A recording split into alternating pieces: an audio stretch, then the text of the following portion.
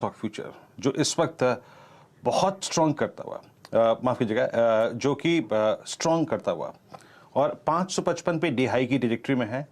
जरा अच्छा एक काम कीजिए, PSU Nifty PSU bank index रखिएगा प्लीज़। अभी मैं एक चीज़ देख रहा था, निफ्टी पीएसयू इंडेक्स में एक स्विंग आया है। SBI futures, Canara bank futures, ये देखिए कैन बैंक फ्यूचर्स दोनों डे हाई पर, और इनफैक्ट कैन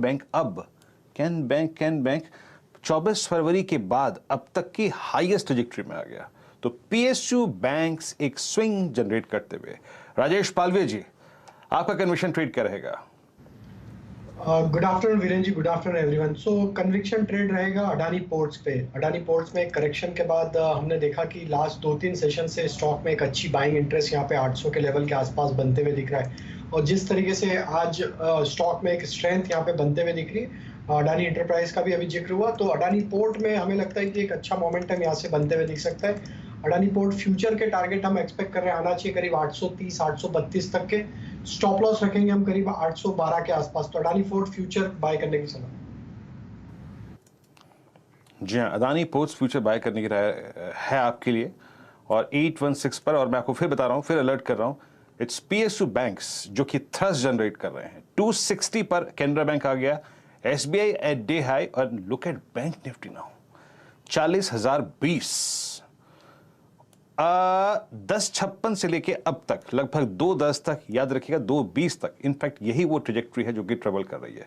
वो मेरे वर्ड्स एक्सपायरी डेट स्विंग, उस पर नजर रखिएगा। सारे सर्कमस्टेंसेस उसके जो हो सकते हैं वो पूरे हो रहे हैं। राजेश अग्रवाल साहब, R3 फॉर द डे, बताइए आप कैसे अप्रोच कर रहे हैं मार्केट्स को, और सर आपका कन्विक्शन कॉल 2 बजे का क्या रहेगा?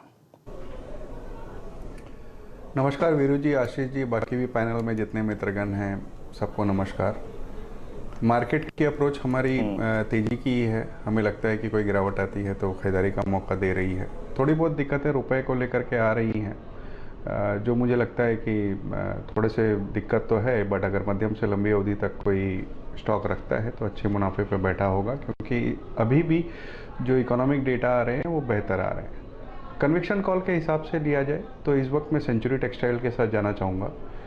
अगर आप देखो तो उसमें 3 डिवीज़न है, टेक्सटाइल के, रियल स्टेट के और पेपर के। सबसे बड़ा रेवेन्यू का कंट्रीब्यूशन पेपर से आता है, उसके बाद टेक्सटाइल से और रियल स्टेट से। तीनों ही डिवीज़न बहुत अच्छे चल रहे हैं।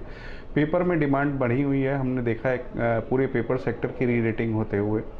पेपर में इनका जो एक्सपेंशन था वो पूरा हो चुका है और वहाँ से अच्छे रियलाइजेशन आ रहे हैं। टेक्सटाइल में भी बहुत बेहतर हालात हैं, और सबसे अच्छी बात जो उनके सब्सिडियरी है बिरला स्टेट्स, वहाँ से आ रही है। वहाँ पे 5 प्रोजेक्ट इनके ऑलरेडी ऑनगोइंग है, आपके एनसीआर, बैंगलोर और मुंबई मिला के।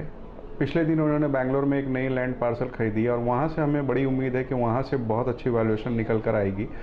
तो इस वजह से हम थोड़ी सी मध्यम अवधि के लिए भी सेंचुरी टेक्सटाइल बोल रहे हैं, और थोड़ी मध्यम अवधि के लिए भी सेंचुरी टेक्सटाइल बोल रहे हैं, और शॉर्ट टर्म ट्रेड के हिसाब से भी सेंचुरी टेक्सटाइल हम हफ्ते 10 दिन के लिए भी ले सकते हैं। छोटी अवधि में हमें समझता हूँ इससे 50-60 रुपये की बढ़त हो सकती है, बट मैं यही कहूँगा कि मध्यम अवधि के लिए इसे टारगेट करें और एक्यूमुलेट करें स्टॉक को। सेंचुरी